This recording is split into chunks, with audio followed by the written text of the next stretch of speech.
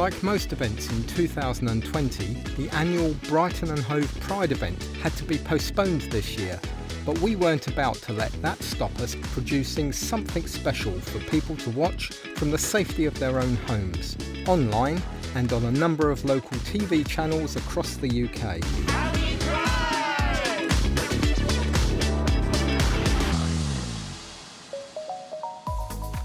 We're here in the Brighton and Hove Pride studios where we've been filming We Are Fabuloso for the last 2 months now with a whole host of stars. Hi, I'm Stephen Bailey. And I am Zoe Lyons, and we are Fabuloso, the Brighton and Hove Digital Pride Festival, streaming live from our studio here in Brighton. 3, 2, 1, cue track. I give thanks to my God 'cause I know where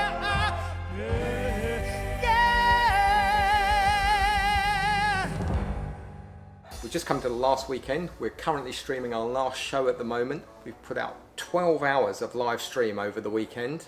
We've got about 2 more hours to go.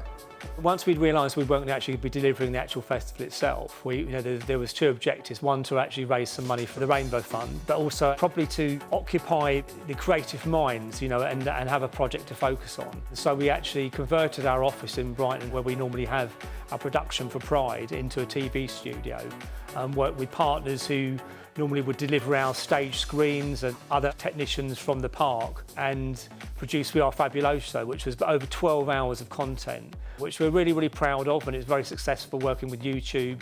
And it's something we're probably looking at doing in 2021 when we're delivering the event, hoping to have more online content produced before the event and put out after the event as well.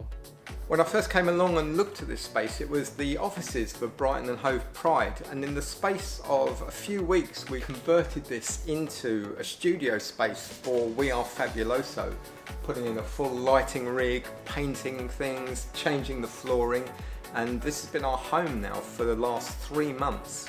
Of course, this shoot has been particularly challenging because of COVID-19, so we've been limited in space and what we're able to do. We've had up to 5 cameras running here, but with just 2 camera operators, just so we can maintain social distancing and social distancing with our talent. We've had a camera jib in here, which has given us some fantastic pictures, and numerous locked off cameras set up around the studio. The space has been really good. It's acoustically nice. We've got drapes and curtains around. We've built 3 production areas in here, with a main stage for performances. We've had a sofa area for our hosts to sit, and a stand-up area, and so we're looking to continue using it after the event for corporate work, etc. Welcome. I love what you've done to the Thunder place. Do you like it? We've been using a number of large screens in the studio as our backgrounds, playing out video content and graphics quite effectively to make them part of the set. 10 minutes to live. I'm queer, I'm here, I wanna live my life. But along with power cuts and fire alarms, not everything has gone according to plan. So this project was a little bit different this year. Normally we do Pride out on the park, on the main stage, and we're just sending video to the screens, and whilst that has its own challenges, is pretty straightforward. Going virtual this year presented us a whole new set of challenges. We were coming into a studio environment which we had to build. We had to integrate the live streaming aspect to a number of different platforms, and a combination of live, pre-recorded and dynamic graphics. Well, probably the highlights actually wasn't just the actual weekend, it was the actual, building of the studio and actually seeing how the technical side came together and the achievements of the team involved with that, and seeing the results of the, we felt it was a really good, outcome production-wise.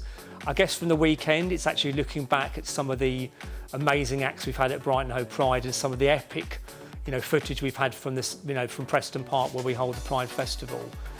We did bring in some of the kit and the setup that we've traditionally used for the main stage with the ATEM, bringing in all our cameras and sending our program out to where it needed to be.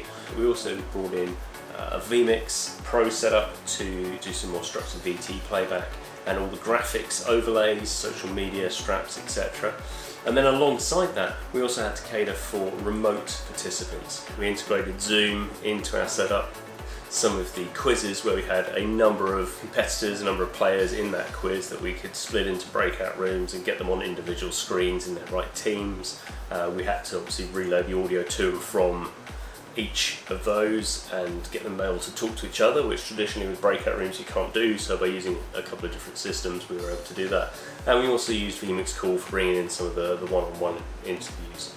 And at the end of all this, it was where we were delivering footage. Instead of going to big screens either side of stage, we were now delivering to an online audience. And we're able to do that on multiple different platforms simultaneously and stream over 12 hours of content. Over 5,000 views so far on this one. That's just on this platform, which is one of about 6 we're going out on.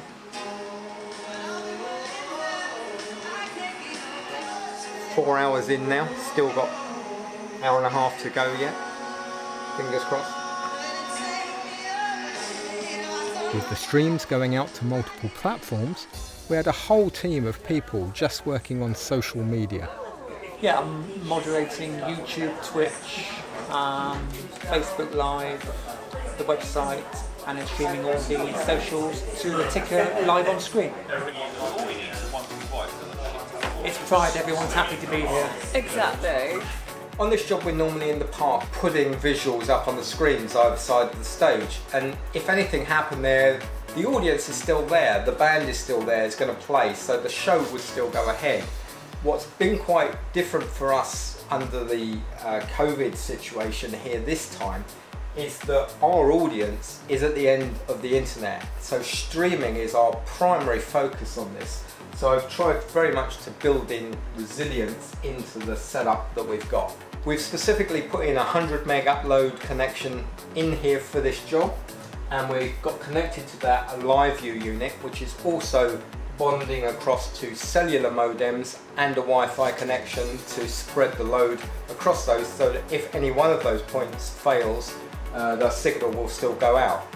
Secondary to that, we're using an ATEM Mini Pro hardware encoder to send a stream directly out to YouTube, and our LiveU unit is going out to Restream, where we're sending out to all our CDNs like Twitch, Facebook, Mixcloud, etc. And we have the ability to send from there to our primary YouTube account should our other connection fail. We try very hard to obviate any single points of failure, so our main program output is coming through an ATEM PPU with graphics and playout from a vMix system. But we've actually recorded the whole show minus the live elements, and that's running completely in parallel to the main program output. So if anything was to go wrong with our PPU, at the push of one button on the mini switcher, I can actually change over to the SSD backup recording and still continue to go live with that while we sort out any problems with the main production system. We have another copy of that out in a location several miles away, which has a full backup setup there that's able to send out the whole show from a remote location should anything happen here, like a loss of power or loss of connectivity that takes us completely off air. We worked closely with YouTube and the artist management to get music clearances and whitelisting for the content, but some other platforms were a bit more hit and miss. That's pretty good though. We seem to have lasted till 10 o'clock on Facebook until Nile Rodgers came on, which was better than expected. Still going. Still on? Yeah. So their live tracks must be almost exactly the same as their recorded tracks for it to recognise them. Because the live wouldn't have a copyright claim, only the published track. And with the last live segment completed, our hosts Zoe Lyons and Stephen Bailey had successfully pulled the whole show together. It's really, really well done. It's been really well Tied it done. all together Well beautifully. done. I mean, It looks better than most TV shows that have aired over the past. yeah. And like 12 hours of it has gone out this weekend. Yeah. You've done an incredible job, all of you. No, it's been great. A real challenge, but great. And it's working. And it's happened, and we've raised money. That's a lot, isn't it? It's a lot of money. That's brilliant. And that's ultimately what we're here for. So, cheers. So how's it been working together for so long?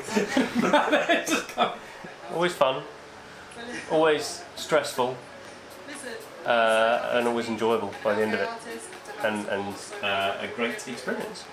Because every time we learn, we do new stuff, we learn new stuff. Break boundaries every time. We do break boundaries. We like pushing the envelope. It's what we do. What does Andy do? I don't know. Andy organises things and I press buttons and plug stuff in, basically. I'm not good with buttons. Good night. Thanks for everything. We'll see you next year then. Hopefully we're back from the stage. We don't know what next year's going to look like, so we would normally make our announcements around February, and I think, you know, we'll probably know more about what direction we're going to be going in for next year, or whether we have to stay virtual. We know there's a lot of uncertainty around it at the moment. We love you! Thank you!